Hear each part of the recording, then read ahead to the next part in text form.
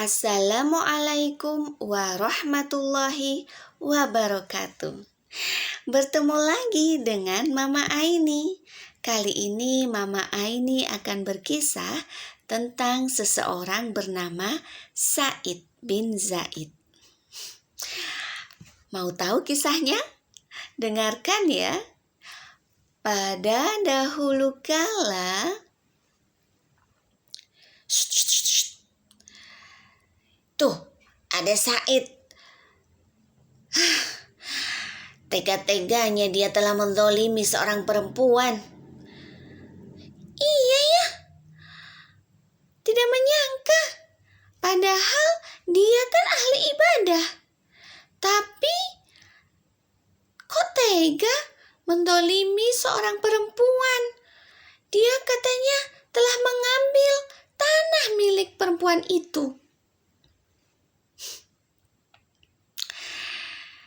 Ada desas-desus berita yang itu memfitnah Sa'id bin Zaid.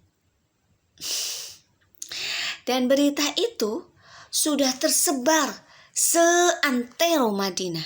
Ya, seluruh penduduk Madinah mengetahui berita itu. Tahu tidak siapa itu Sa'id bin Zaid?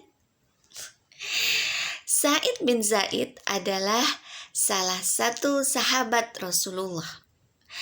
Beliau juga menjadi adik ipar dari Umar bin Khattab. Dari beliaulah Umar bin Khattab mendapatkan hidayah dari Allah. Ya, karena beliau memberikan saran kepada Fatimah bin Al-Khattab, istri beliau, untuk menyerahkan lembaran yang berisi surat Toha itu kepada Umar. Nah, setelah membaca, ya, setelah Umar itu membaca lembaran tersebut, Masya Allah, Allah memberikan hidayah kepada Umar sehingga Umar masuk Islam. Nah, sudah tahu kan siapa Sa'id bin Zaid? Singkat cerita, Sa'id bin Zaid tinggal di Madinah. Pada saat itu, Sa'id mendapatkan ujian. Ujiannya apa? Ujiannya beliau mendapatkan fitnah bahwasanya beliau mengambil tanah milik seorang perempuan bernama Arwah bin Uwais. Dan seperti tadi, bahwasanya berita itu telah tersebar, seluruh Madinah tahu berita itu. Sampai-sampai gubernur Madinah, Marwan bin Hakam, memanggil beliau. Wahai Sa'id, benar enggak apa yang aku dengar? Benar tidak berita yang telah sampai kepadaku bahwa kau telah menzalimi seorang perempuan, bahwa kau telah mengambil tanah milik perempuan itu?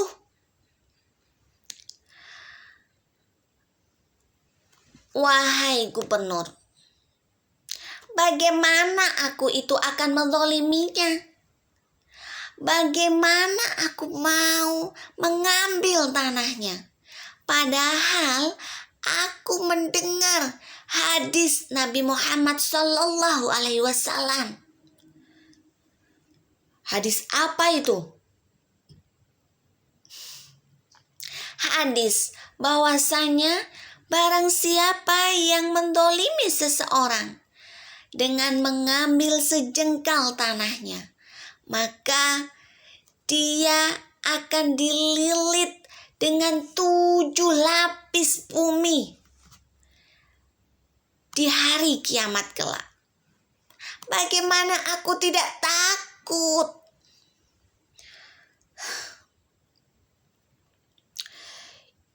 Itu sudah cukup bagiku untuk menjadi bukti. Tapi kok sampai ada berita seperti itu, wahai Said?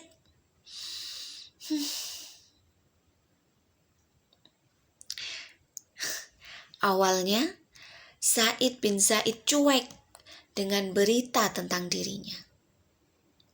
Tapi setelah dipanggil oleh gubernur, serasa cuek itu hilang. Said merasa terzolimi. Lalu apa yang akan dilakukan oleh Said?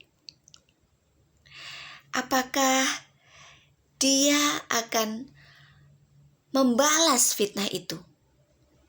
Atau dia akan memarah-marahi perempuan yang telah memfitnah dia? Ataukah akan diam saja? Said bin Zaid adalah salah satu sahabat Rasulullah yang begitu sederhana. Di masa tuanya, beliau senantiasa beribadah kepada Allah. Beliau senantiasa mendekat kepada Allah. Begitu juga pada saat beliau mendapatkan fitnah ini. Nah, kira-kira apa yang dilakukan oleh Said? Apakah Said akan membalas fitnah itu? Padahal seperti tadi, berita itu sudah tersebar seluruh Madinah. Bayangkan.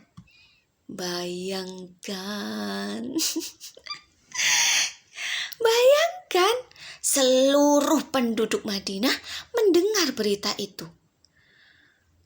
Subhanallah. Ya. Setelah dipanggil oleh gubernur, Said menghadap kiblat. Beliau menengadahkan tangannya, lalu berdoa. Ya Allah, aku adalah orang yang terzolimi. Jika tuduhan itu palsu, butakan matanya ya Allah. Jatuhkan dia ke dalam sumur yang disengketakan kepadaku. Jatuhkan dia ke dalam sumur yang telah disengketakannya denganku ya Allah. Ya Allah, buktikan bahwa aku benar, bahwa aku tidak menzaliminya, bahwa tanah itu memang benar-benar hakku ya Allah.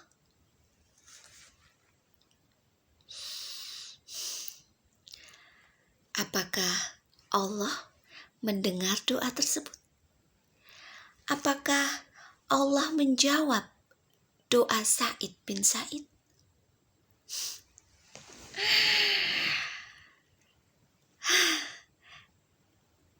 Tidak lama kemudian, apa yang terjadi? Madinah, ya, banjir melanda Madinah. Banjir besar sampai batas tanah antara tanahnya Said dengan tanahnya Arwa bin Uwais terlihat jelas. Setelah banjir, orang-orang Madinah baru mengetahui bahwasanya berita yang selama ini mereka dengarkan itu adalah fitnah. Arwa bin Uwais pun malu karena dia sudah ketahuan bahwa dia telah memfitnah seorang hamba Allah yang sederhana. 1 bulan setelah banjir, apa yang terjadi?